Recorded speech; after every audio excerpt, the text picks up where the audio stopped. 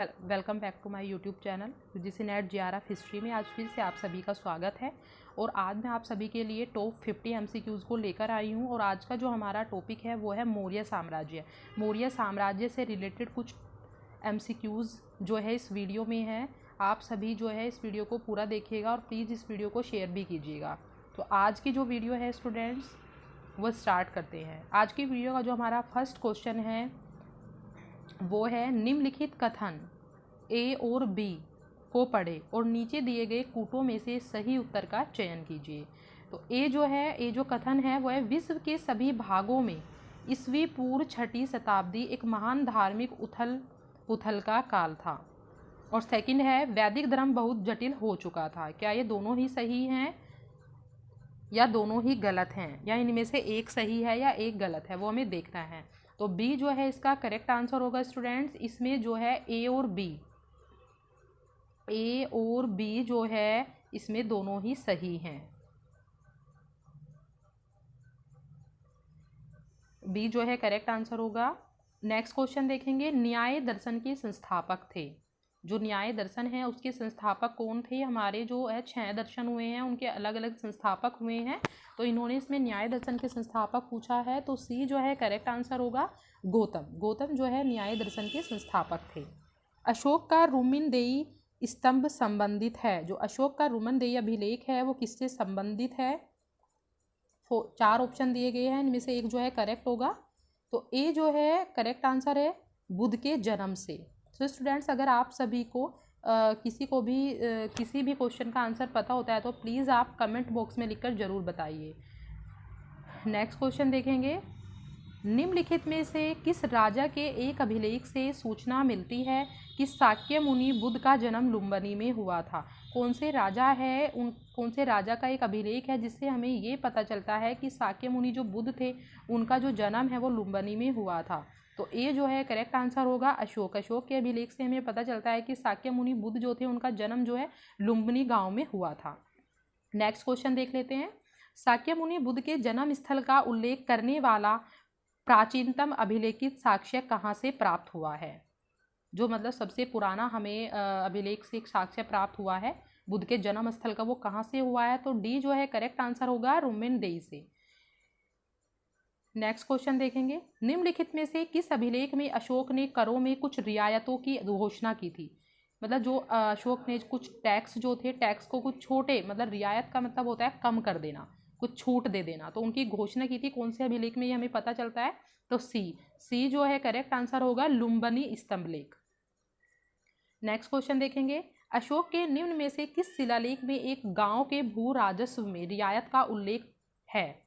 मतलब एक गांव में जो एक गांव था उसकी भू राजस्व में रियायत, कोई थोड़ी सी छूट कर दी थी भूमि के राजस्व में उसने, तो कौन से अभिलेख से पता चलता है? तो ए जो है करेक्ट आंसर होगा लुम्बिनी का स्तंभलेख। नेक्स्ट क्वेश्चन देखेंगे, अशोक ने अपने किस शासकीय वर्ष में लुम्बिनी की यात्रा की थी? उनके जब वे राज्य कर रहे थे तो उनके शासन का कौन सा वर्ष था जिस टाइम पर उन्होंने लुम्बिनी की यात्रा की थी? तो सी जो है करेक्ट आंसर होगा 20वें वर्ष में उन्होंने लुम्बिनी की यात्रा की। नेक्स्ट क्वेश्चन देखेंगे, ब्राह्मी लिपि को सर्वप्रथम किसने पढ़ा? ये क्वेश्चन जो है काफ़ी बार एग्जाम में आता है स्टूडेंट्स। तो ब्राह्मी लिपि को सबसे पहले किसने पढ़ा था? जेम्स प्रिंसप ने। डी जो है करेक्ट आंसर होगा स्टूडेंट्स, जेम्स प्रिंसप जो है ब्राह्मी लिपि को सबसे पहले पढ़ने वाले व्यक्ति थे। नेक्स्ट क्वेश्चन देखेंगे, सम्राट अशोक के राजा देशों का सबसे पहले विकूटन, जिसे मतलब डिसाइफर बोलते हैं, वो मतलब किसने किया था? तो जेम्स प्रिंसप ने ही किया था, क्योंकि ब्राह्मी लिपि का सबसे पहला अभिलेख जेम्स प्रिंसप ने ही पढ़ा, उन्होंने ही सफलता प्राप्त की थी अभिलेख को पढ़ने में। तो बी जो है करेक्ट आंसर होगा। नेक्स्ट क्वेश्चन देखेंगे, ब्राह्मी लिपि को पढ़ने की विधि किसने खोज निकाली थी? एक क्वेश्चन को कई बार पूछा गया है, थोड़ा घुमा फिरा के पूछा गया है, ऐसे ही एग्जाम में एग्जामिनर पूछता है, तो प्लीज़ कंफ्यूज नहीं होना है, क्वेश्चन को ध्यान से पढ़ो और ये देखो कि उसमें पूछा क्या गया है। तो बी जो है इसका करेक्ट आंसर होगा स्टूडेंट्स, ब्राह्मी लिपि को पढ़ने की विधि किसने खोज निकाली थी? जेम्स प्रिंसप ने। अशोक के शिलालेखों को सर्वप्रथम किसने पढ़ा था? तो सी जो है करेक्ट आंसर होगा, जेम्स प्रिंसप ने ही पढ़ा। नेक्स्ट क्वेश्चन देख सकते हैं, अशोक ने कलिंग को मौर्य साम्राज्य में जोड़ लिया था, कारण है कलिंग दक्षिण भारत को आने वाले स्थलीय एवं समुद्री मार्गों को नियंत्रित करता था। तो ए जो है इसमें करेक्ट आंसर है। ए और आर दोनों ही सही हैं। आर ए का सही स्पष्टीकरण है, मतलब दोनों जो है एक दूसरे को रिलेट कर रहे हैं। ऐसे क्वेश्चन काफ़ी एग्जाम में आते हैं, बड़े लेवल के एग्जाम में ऐसे ही क्वेश्चन पूछे जाते हैं। आर जो है ए का सही स्पष्टीकरण है, क्योंकि जब अशोक ने कलिंग को मौर्य साम्राज्य में जोड़ लिया तो दक्षिण भारत में आने वाले स्थलीय और समुद्री मार्गों को जो है कलिंग नियंत्रित करता था, तो इस वजह से। तो नेक्स्ट क्वेश्चन देखेंगे, अशोक के अभिलेखों को सफलतापूर्वक सर्वप्रथम किसने पढ़ा था? इस क्वेश्चन का आंसर तो आप सभी को ही पता होगा स्टूडेंट्स, क्योंकि मैं पीछे भी आपको बता चुकी हूँ। तो डी जो है करेक्ट आंसर होगा, जेम्स प्रिंसप ने। नेक्स्ट क्वेश्चन देखते हैं, 15 हमारा क्वेश्चन है, मौर्यकालीन शासकों ने धार्मिक, जो कथन ए है हमारा वो क्या है कि मौर्यकालीन शासकों ने धार्मिक आधार पर भू अनुदान नहीं दिया था। धार्मिक आधार पर भू अनुदान मतलब भूमि को दान करना, अनुदान नहीं दिया। कारण है भू अनुदान के विरुद्ध कृषकों ने विद्रोह किया। सही उत्तर का चयन कीजिए। तो इसमें जो है करेक्ट आंसर क्या होगा? इसका जो करेक्ट आंसर है स्टूडेंट्स वो है सी। ए तो सही है लेकिन आर जो है गलत है। देख लेते हैं कैसे सही है। ए सही है, मौर्यकालीन शासकों ने धार्मिक आधार पर भू अनुदान नहीं दिए। जो आर है इसमें ये है कि भू अनुदान के विरुद्ध कृषकों ने विद्रोह किया, ये गलत है, विद्रोह नहीं किया था। नेक्स्ट क्वेश्चन देखेंगे, कथन ए, अशोक के राज्यादेशों के अनुसार धार्मिक निष्ठा की अपेक्षा जनता के मध्य सामाजिक समरसता अधिक महत्वपूर्ण थी। कारण है उसने धर्म संवर्धन के स्थान पर समदृष्टि के विचारों का प्रसार किया। तो इसमें जो करेक्ट आंसर होगा वो होगा ए।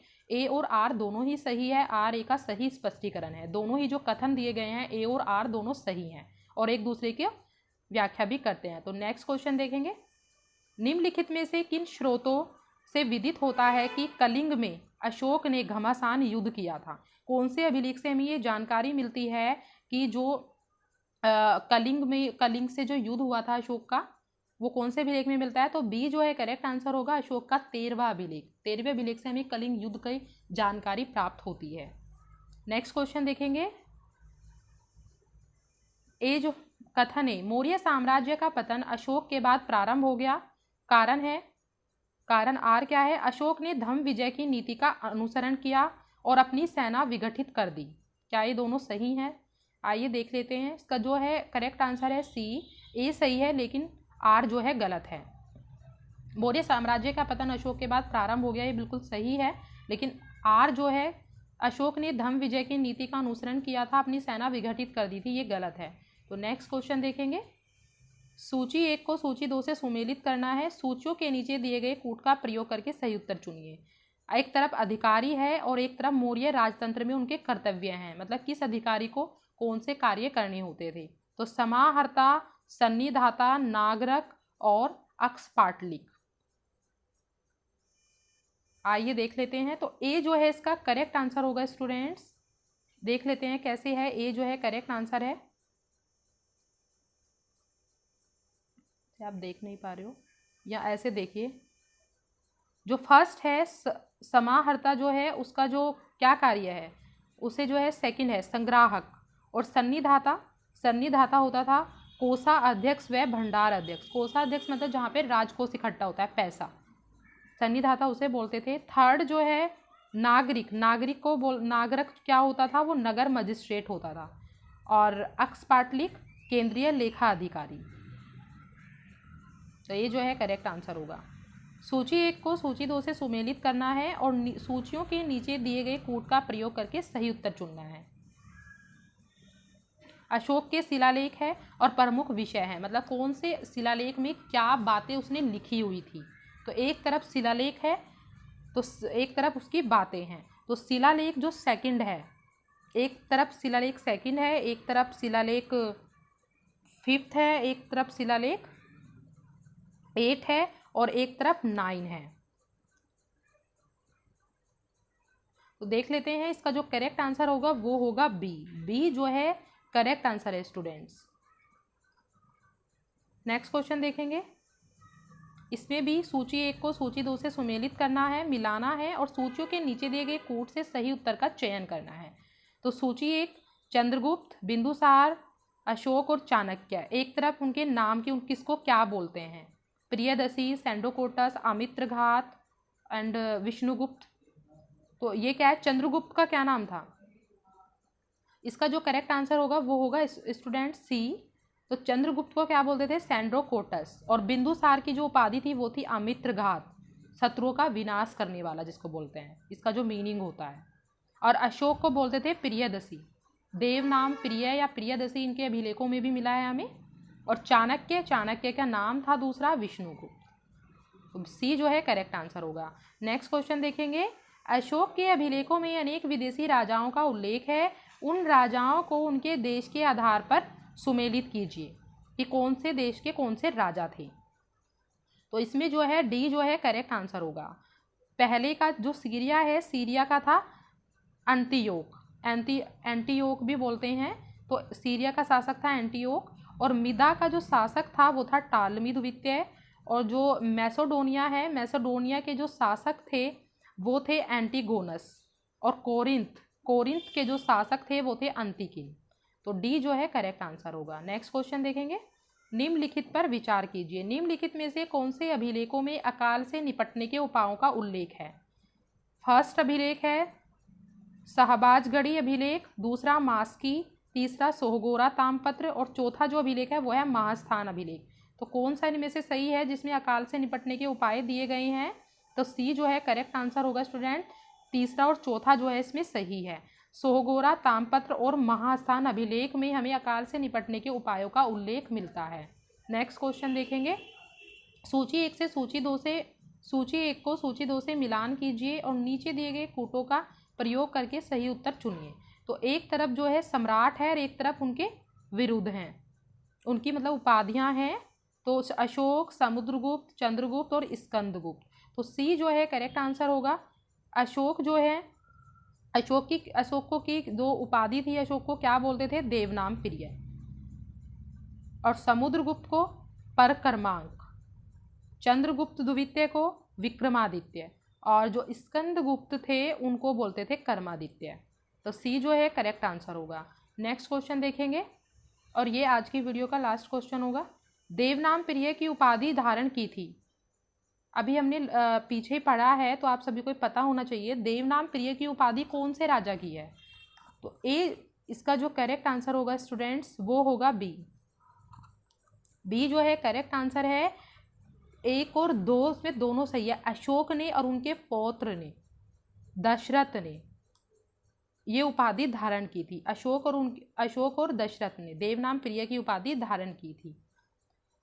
तो इसलिए जो है करेक्ट आंसर जो है इसका बी होगा स्टूडेंट्स। सो स्टूडेंट्स आज की वीडियो में इतना ही। उम्मीद करती हूँ आप सभी को ये वीडियो काफ़ी अच्छी लगी होगी और मैंने काफ़ी मेहनत से इसे बनाया है आप सभी के लिए। काफ़ी अच्छे क्वेश्चन मैं आप सभी के लिए लेकर आई थी और नेक्स्ट वीडियो में हम इससे आगे के क्वेश्चंस को कर लेंगे क्योंकि हमें टारगेट 50 है हमारा, तो 25 क्वेश्चन हम कर चुके हैं। नेक्स्ट के जो हमारे क्वेश्चन है वो नेक्स्ट वीडियो में मैं लेकर आऊँगी, तो प्लीज़ जल्दी से जल्दी वीडियो को शेयर कीजिएगा। So thank you students, have a good day. और प्लीज़ वीडियो को लाइक शेयर ज़रूर कीजिए।